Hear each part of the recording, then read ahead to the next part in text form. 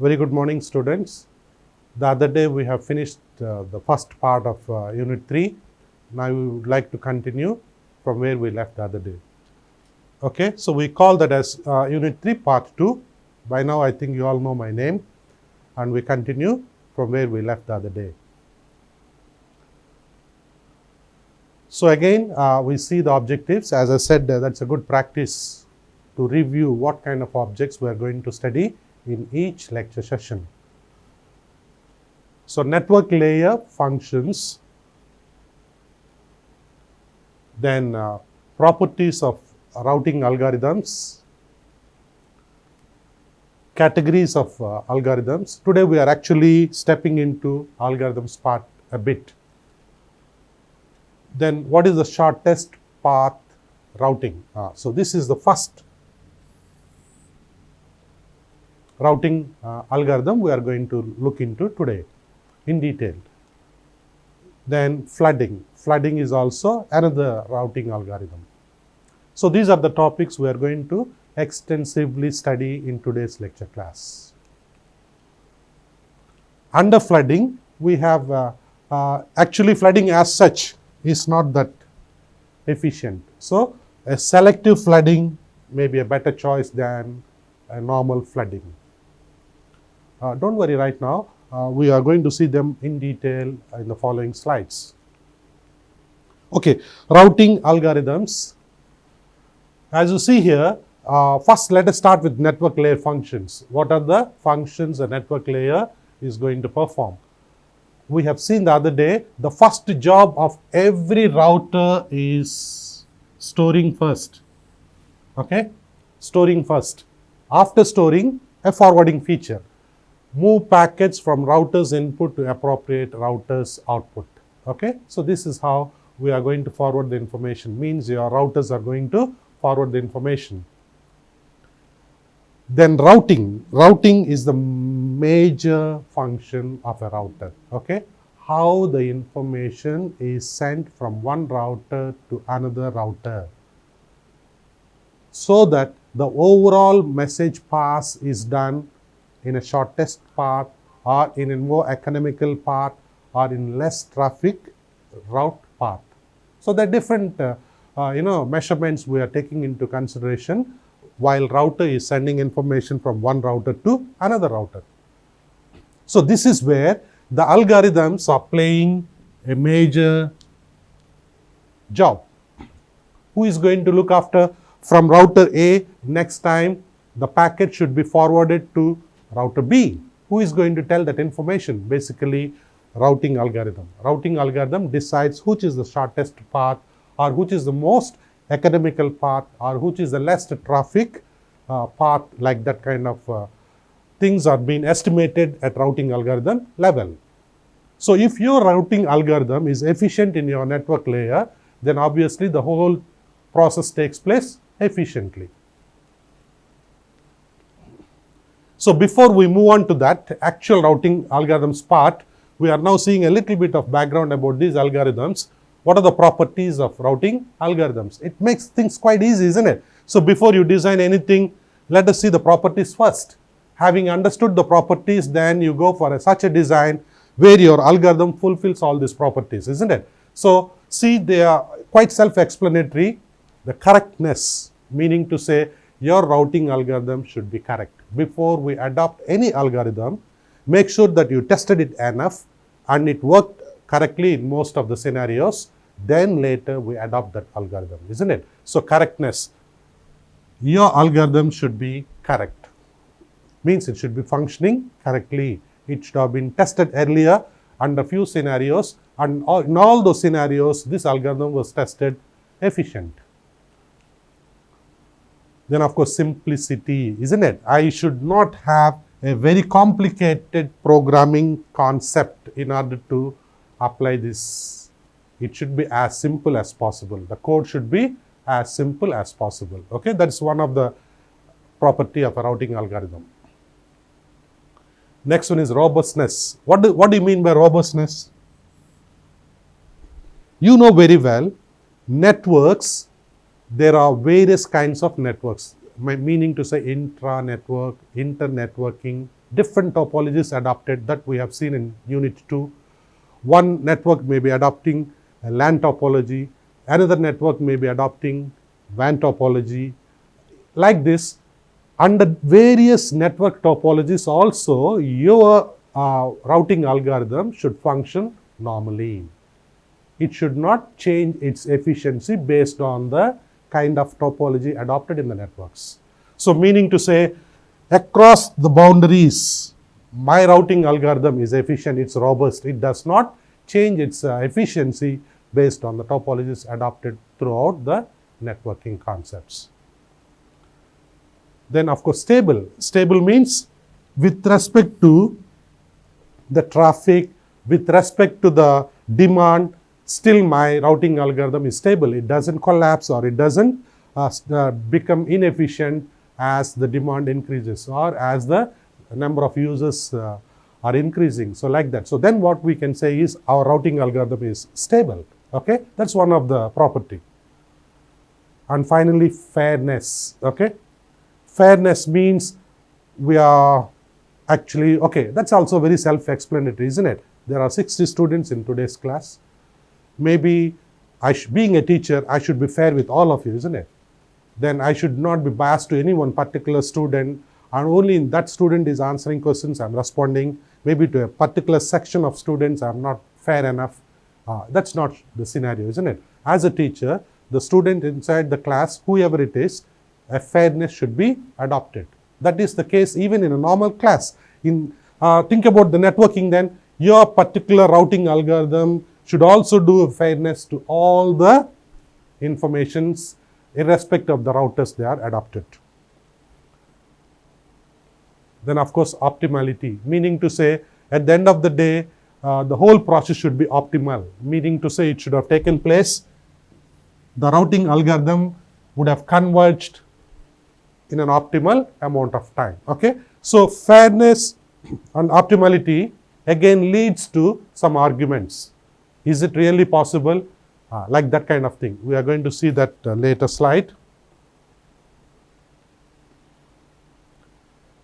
We wanted to differentiate fairness versus optimality. Sometimes it looks quite nice on paper, but in reality, when you are trying to adopt that, no device is actually compromising on certain devices in order to have a fair traffic throughout the network, or maybe a fair deal throughout the network.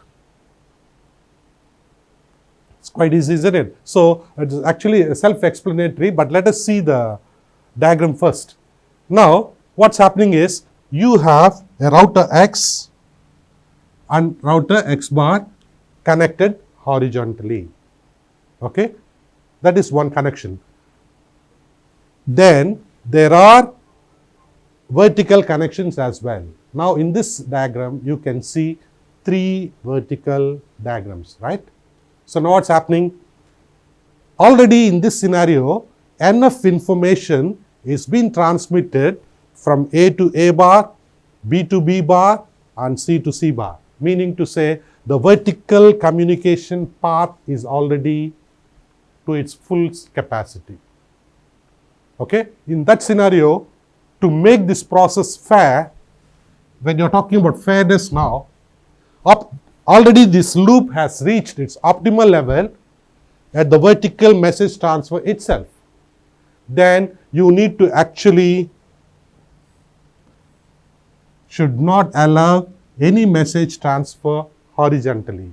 Do you think this is going to happen in reality or in any scenario? No, right? So it's always argumentative when you are talking about fairness versus optimality. Even though in certain networks, certain traffic or certain message information has achieved optimal level, but still the other nodes would tend to convey the message. Other nodes would tend to send the information. So it's always an argumentative. Okay, so that's what actually put it in words as well.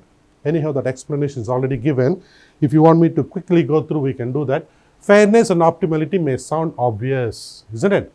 But as it turns out, they are often contradictory goals. You would not achieve the other one if you are focusing on another one. They are contradictory to each other. There is enough traffic between, that's what just now I explained, okay, then it's actually argumentative. So some of the characteristics, okay, are a bit argumentative, so we actually compromise on few factors.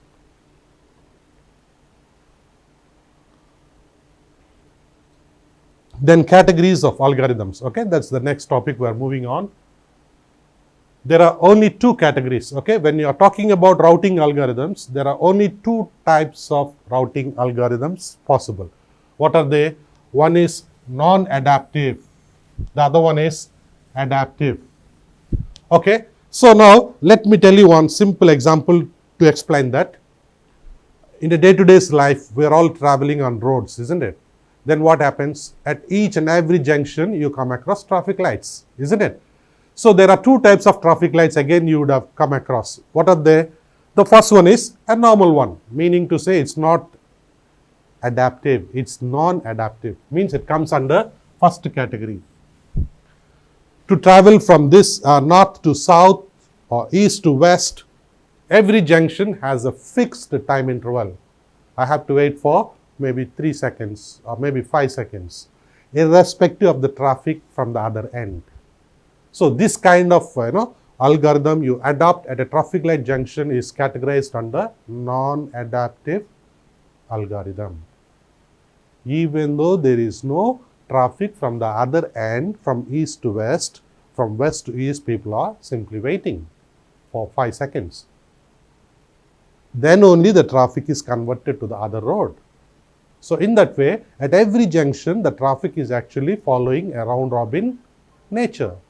It's predefined already. So across every junction, each other opponent must wait for 5 seconds. So this is the concept we are adopting. You think that's efficient? Sometimes no.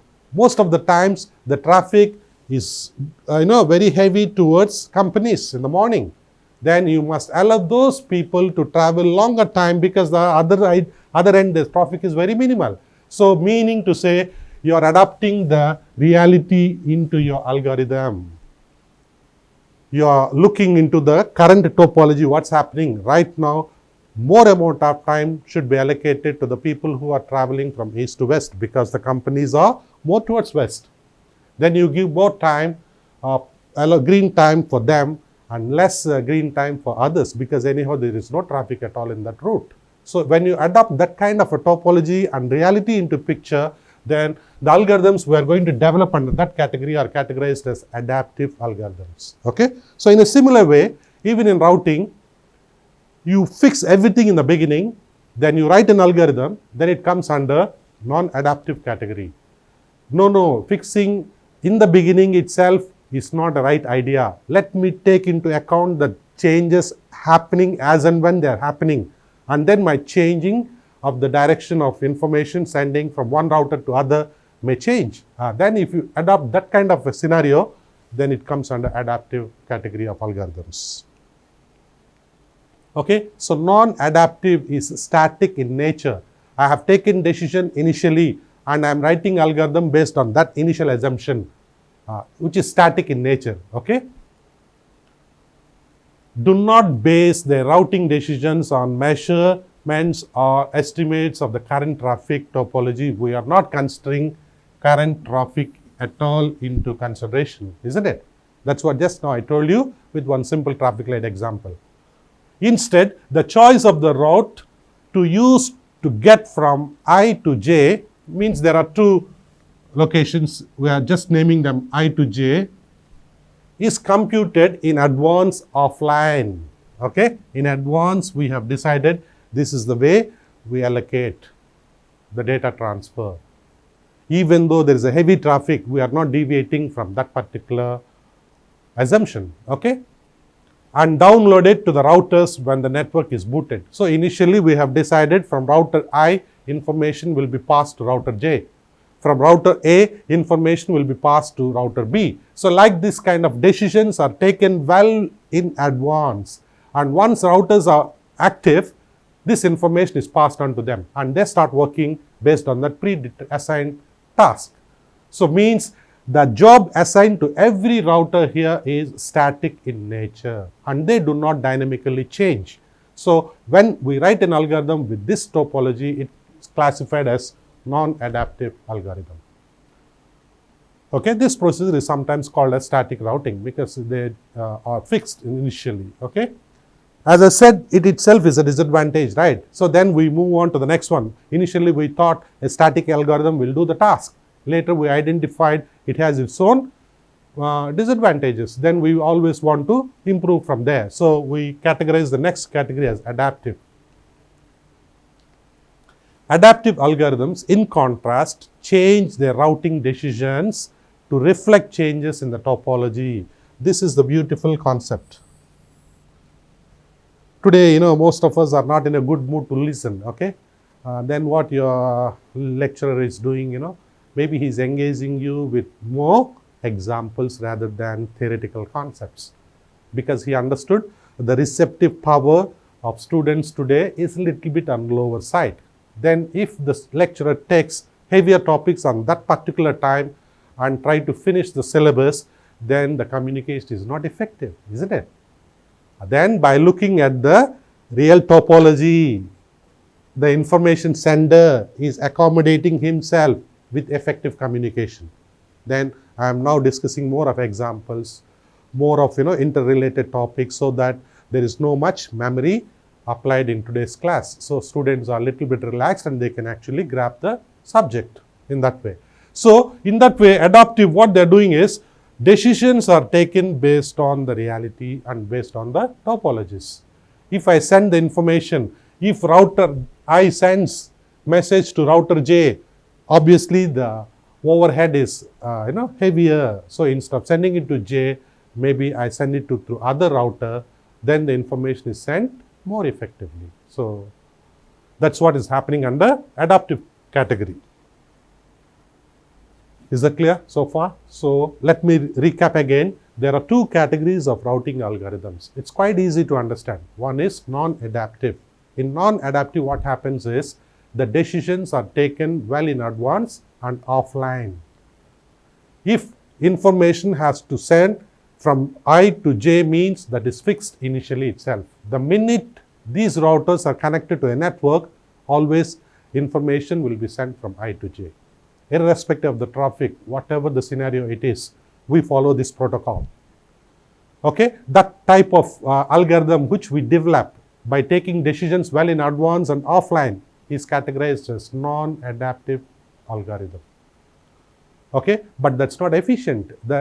Things should be dynamic in nature, in the sense that we adapt whatever is happening as and when it's happening, and then we change our decisions based on those changes. Then you are more efficient, isn't it? So then another category comes under that is adaptive algorithms.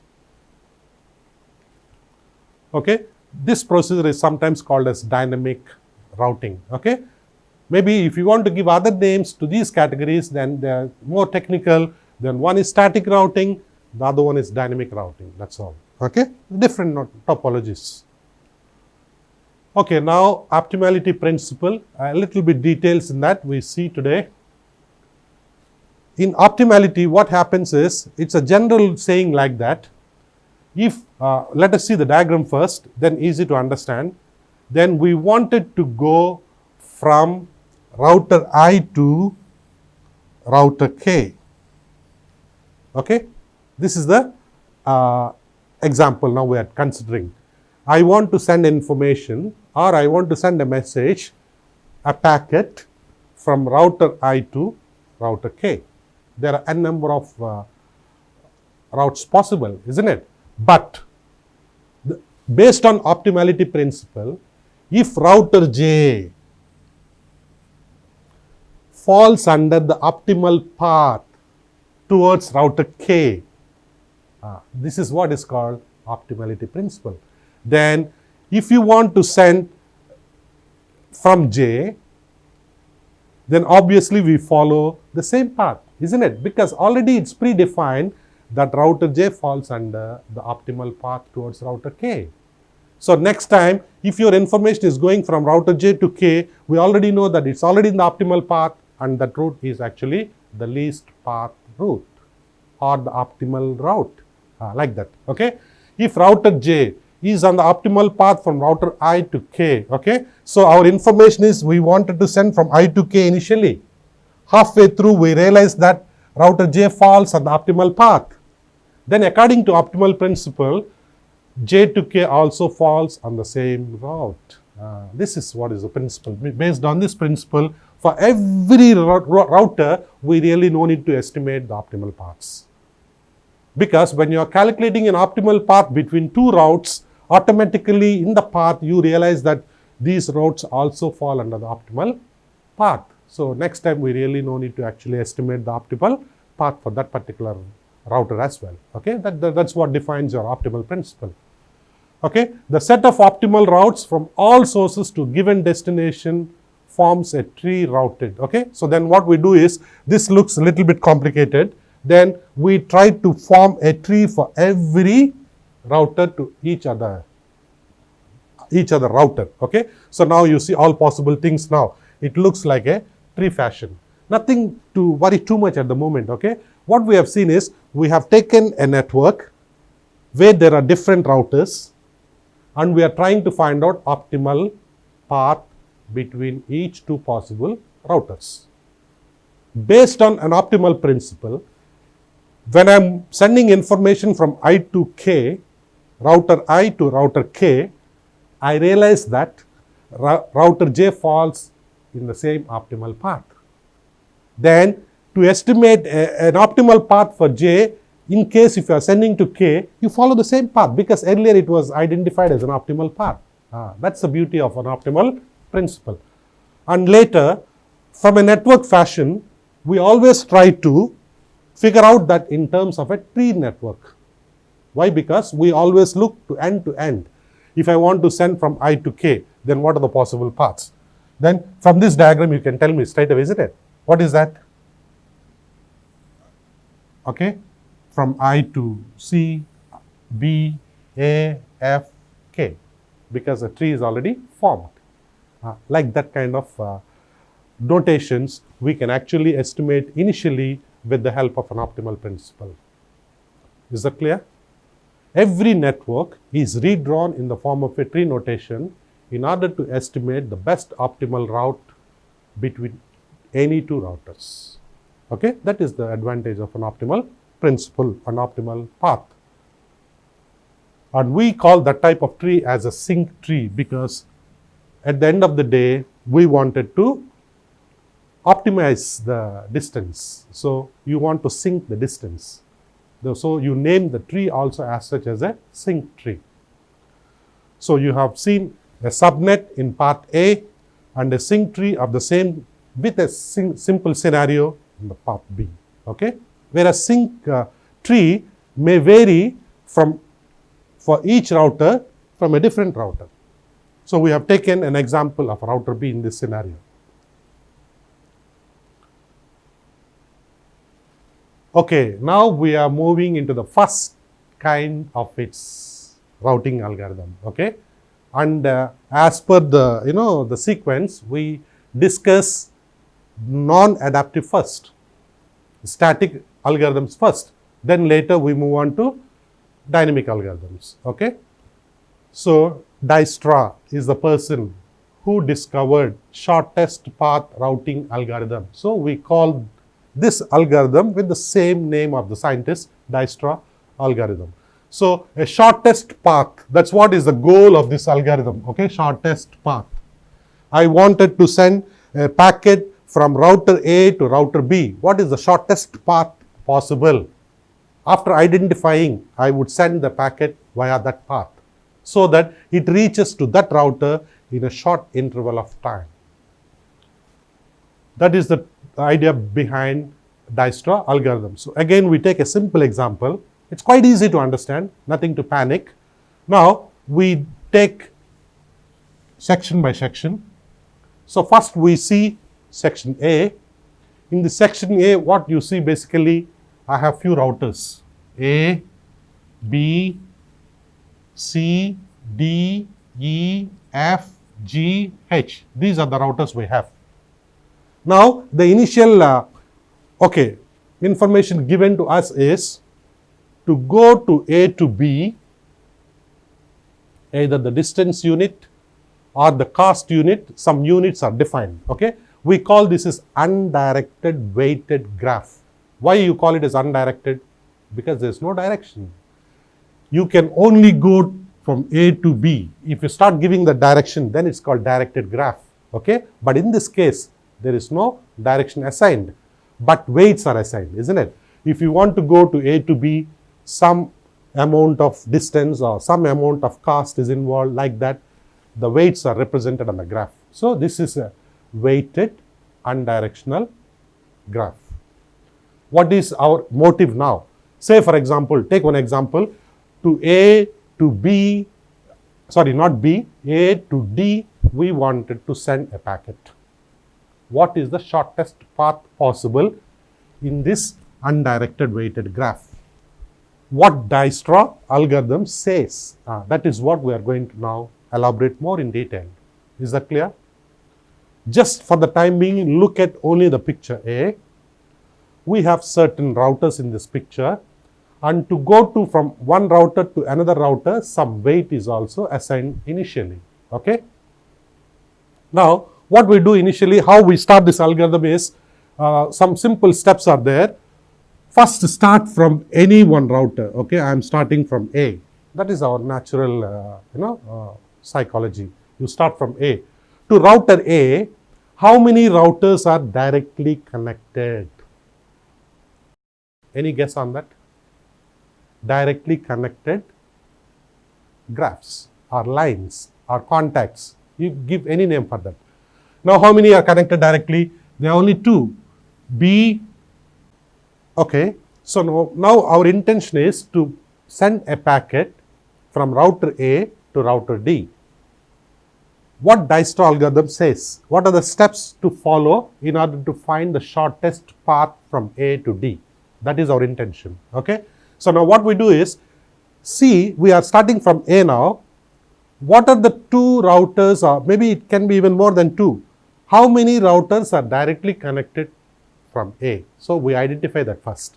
So in this case, router B and router G are directly connected. And we know the weights also, already given in the diagram. So now what we do is, we move on to part B. Here what's happening is, to go to B from A, the distance assigned is 2. So we write down 2, A. What is A? Means you are coming from A. So to move to B from A, the distance assigned is 2, A. Is that clear? How do we get 2, A? Because 2 is taken straight away from the graph, weighted graph. And you are moving to B from A. So if you want to travel to B router from A, the time taken is 2 units of time. You can categorize as delay or time, whatever. Okay. Then you have already done with B. Then what's the next one? Is G. Okay. So once you understand one concept, the remaining concepts are quite easy, isn't it? Now, to travel to G from A, the distance assigned is already 6 from the graph. So you write 6, A. So you have finished first router A. Is that clear? So after that, what we have to do is, this is step 1. Step 2 is, now identify B and G, because we already assigned the distance. Which is having the shortest distance between B and G? Obviously B, isn't it? So now you make B as the current node. Okay. Now you make B as the current node. What was the initial node? What was the initial router? A. We have finished that. Now there are two possibilities, B or G. You can make it as a current node. Now you see which one is having the shortest path. B is having the shortest path. So now you make B as the current node. Okay. Now from B, do I need to come back again to A? No need, because it's already calculated. So now you explore the other possibilities from B. Okay. What are the other possibilities from B? B to C is one possibility. B to C is one possibility. Then B to E is another possibility. Okay. Now we are making B as the current node now because B is the shortest distance compared to G. Okay, now start from B. What's happening is B is connected directly to another node. C. B is directly connected to another node E. That's all. Only two possibilities. Okay, good. You can ask me that question now. What is that? Why you are not doing it to A again? Because we have already started from A and A to B is already estimated. So we no need to do this part again. So that one is not necessary. Okay, now what happens here? When you are moving to B to C, the distance is already assigned 7. But what was our ultimate goal? We are moving from A to D. On the way you move to B. So you already taken 2 units of time. So to reach B, 2 units of time, and after that from B to go to C, again 7 units of time, isn't it? So 9, of course you are going from B now, 9 comma B. Is this clear? How you get 9 and B here? It's a very simple accumulation, right? I cannot directly go to C from A. So what I'm doing is I'm going to B first. 2 units of time is assigned for that. Then from B to C I'm moving. I need another 7 units of time. Then you add them together. So 2 plus 7 is 9 units of time. And I'm going to C from B, so I write B there. If you understand that concept, we just keep doing that until our destiny, until we estimate the shortest path. Okay? So now after that we are doing that to E now. To go to B is 2 units of time and another 2 units of time to go to E from B, right? So it becomes 4 comma B. Okay, what are the 2 new things we have assigned now? One is C, the other one is E. And after doing that, again you have to find out which is the shortest path. 4. So now you make E as a new node. Okay, so now again I am starting from E. How many things can be connected? Do I need to go to B again? No need, because it's done. Okay, and this is also over. Now E is connected to G. This is first thing, and E is connected to F. This is another possibility. Again we do the same thing. Okay, so to come to E, you already taken 4 units of time. Then to go to F, add another 2. 4 plus 2, 6. 6 comma E. Is that clear? Good. Then to come to G again, here already 4 and this is 1 unit. 4 plus 1, 5. 5 comma E. So you have identified again 2 things, 6E and 5E. Then which one you are going to make the new node now? Obviously the shortest one. 6E and 5E, which is the shortest? Of course 5 is the shortest. So your G becomes a new node now. Okay, so G to E, do I need to go? No need, because it's already done. Okay, now G to A. How much? G to A, you want to do it, and then G to H. G to A also you want to calculate, right? So now G5E and then F6E. Which one was the shortest? G is the shortest. Now you are estimating the distance for that, isn't it? So now what happened? F becomes 6E, that's okay, already done. Then G5E is done. So what is the new node now? New node is either between F and G, we have to choose one, right? So which one is having the shortest? G is having the shortest. So from G to H, we are now estimating the distance. What is the distance here? 4. And to reach G, already 5. So 5 plus 4 is 9. And we are going to H from G. So 9G. Okay. So whichever node is already over, we are actually darkening those nodes, isn't it? So we no need to go and estimate the distance in that path again. So from G to E, I no need to go. G to A also I need to go because it's already been darkened and these routes are already been explored. So is there any other path to from G? No, only one. So that we have already estimated. Okay, now G also you can darken. Now what happens is H 9G and F 6E, right? So which one is the shortest now between these two? Obviously I no need to choose F because it's already done. Then only H is left. Then H distance is, how much it can take place? Now tell me, with the estimation what we have done so far. Now after calculating 9g. Okay students, now what we are doing is, already we have taken g as the new node now, right? So to g, what are the only possibility you can estimate the distance is h. So to reach g, it's taking 5 units of time. From g to go to h, you have another 4 units of time. So altogether it's becoming 9 units of time. So 9 and g is actually replaced. Now all these nodes have been darkened because we have explored from those nodes.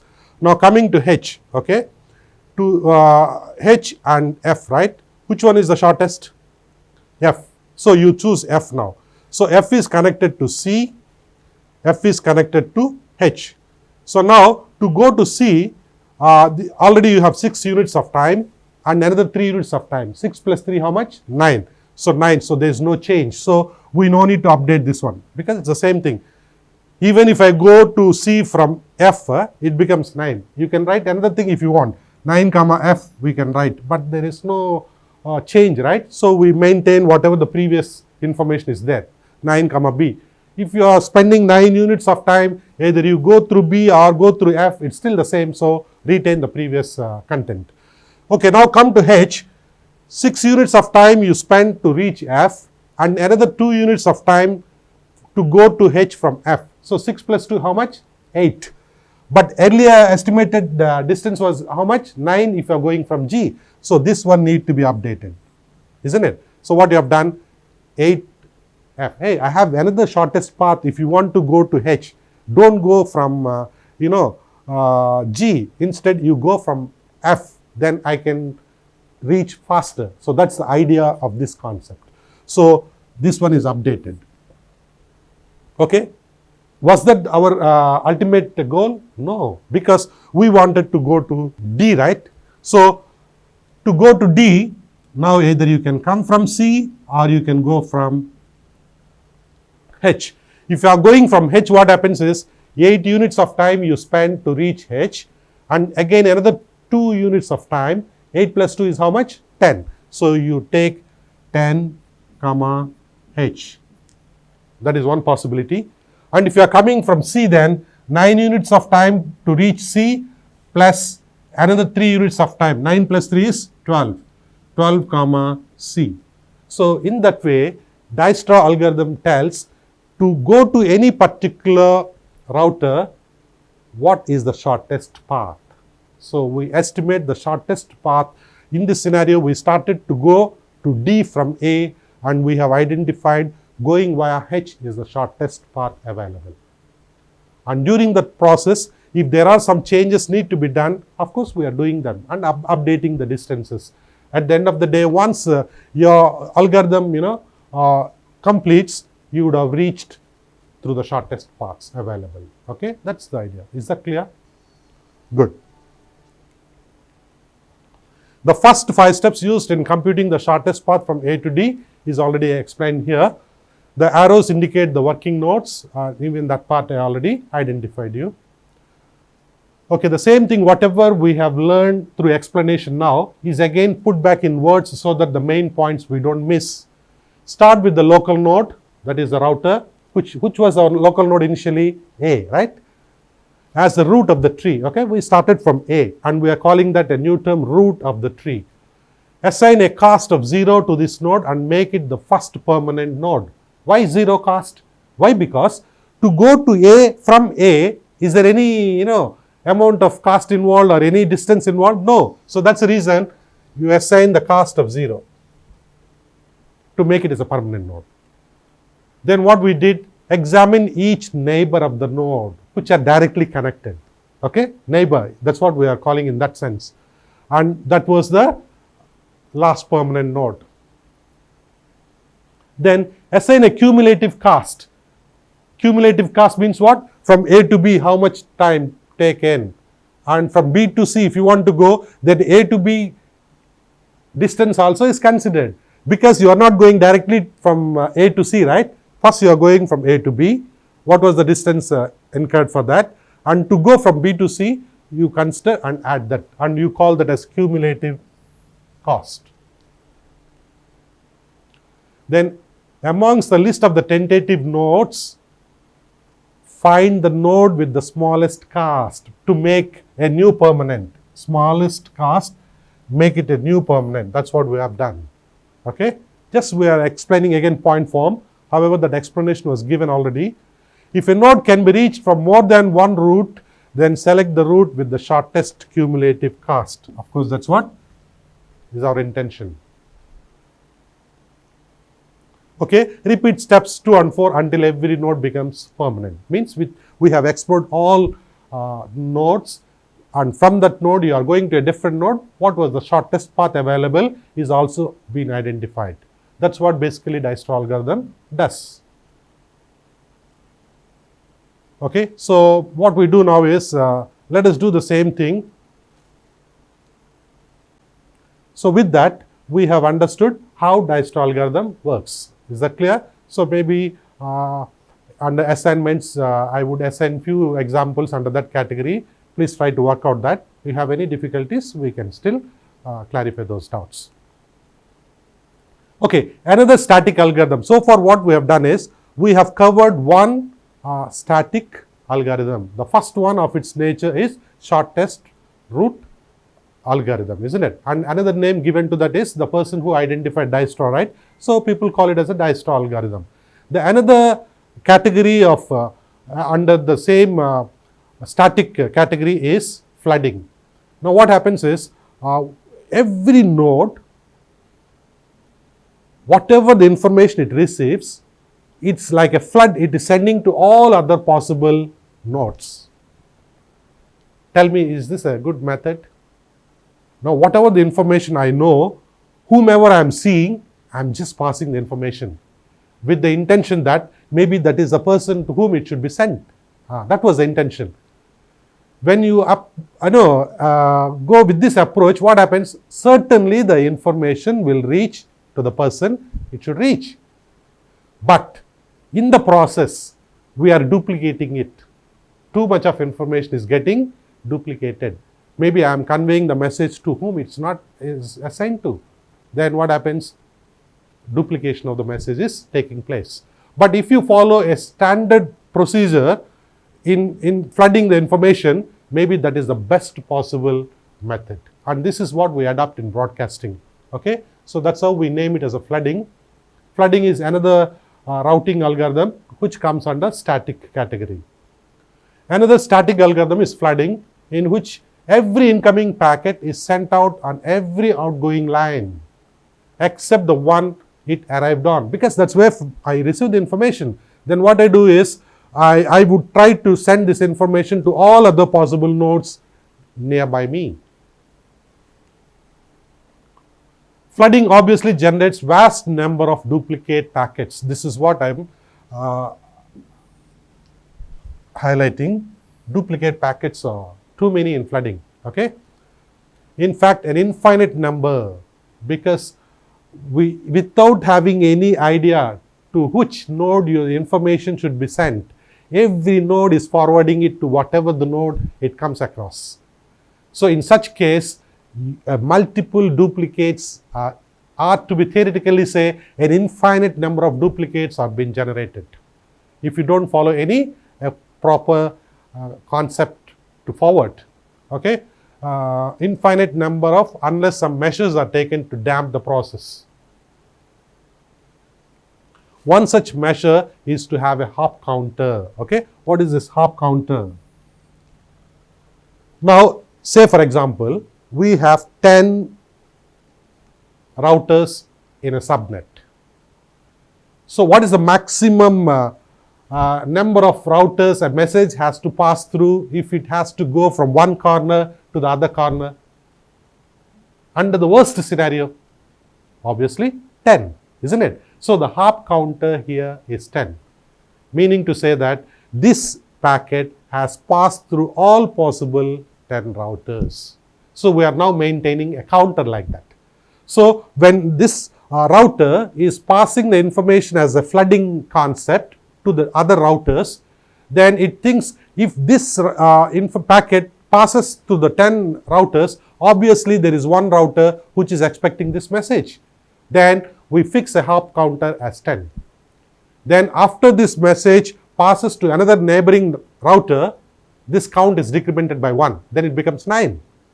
What the other router is doing, it's passing it to another one. Then it becomes 8 and so on.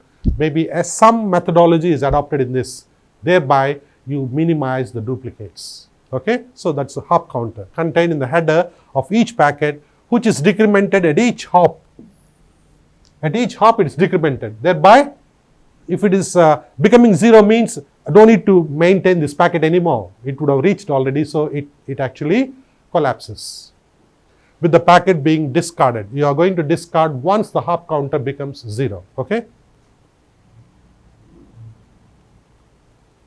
Ideally, the hop counter should be initialized. If I don't have any idea, then how to initialize a hop counter? As I said, throughout the length of your subnet or the maximum number of nodes in your subnet. Maybe that is the best method to initialize your hop counter initially. Okay, initialize to the length of the path from source to the destination. A variation of the flooding that is slightly more practical is selective flooding. I told you the flooding concept, and I also told you the disadvantage in flooding, right? Flooding, once again, let me tell you one simple example. Like humans, what we do, we gossip, isn't it? That's a very common culture among humans. Whatever the information I know, my psychology is pass it to others, whomever I come across. Hey, do you know what happened today morning? I'm telling some person whom I come across. Maybe that person would have heard that information maybe from another person some time ago. Then what happens? The information is getting duplicated, isn't it? So this is what is the main drawback if you adopt a flooding concept. But if you are not doing that, I will convey this gossip only to the people whom I know, to a spectator, or to an unknown person. Let me not pass on this message. If I am adopting that concept, maybe a restrictive way of gossiping is taking place. A restrictive way of flooding is taking place, or a selective way of flooding is taking place. Then the information, of course, reaches to the destination with the minimum number of duplicates. That is the concept we adopt in selective flooding. Okay. In this algorithm, the routers do not send every incoming packet out on every line. Only on those lines that are going approximately in the right direction, only in that path, they follow flooding concept. They do not blindly duplicate in every path. Okay, so that is some sort of selectiveness nature is adopted before developing the algorithm. Okay, so that's how we come across this drawback. Flooding is, as I said, is not practical in most applications. Okay, in most applications. Oh, one more example I'll give you, a flooding. We go to some, some malls or theaters. Then what happens? It's a usual practice. Parents, they lose their kids there, right? Maybe in the crowd they miss them. Then what kind of method usually the malls adapt to make them understand that their children are missed out and they are found here? If you can come and collect them, they start making an announcement, isn't it? So like there is a girl with red frock and white skirt, looks like age of 3, dark look. Like that, they give some identities about that person and then make an announcement. I am passing by that route. I am also hearing the news. Another person also passing by the route. Whatever the nodes passing by, surrounded by, also hear the news. But it's not belonging to them. It's not their child. Okay.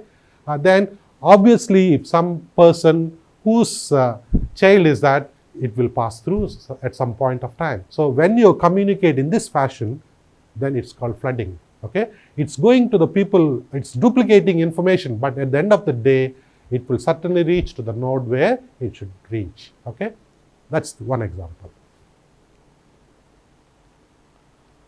Then we reached today's topic to conclusion with some assignment. Okay, discuss about different routing algorithms in detail. That's how we started today's class, isn't it?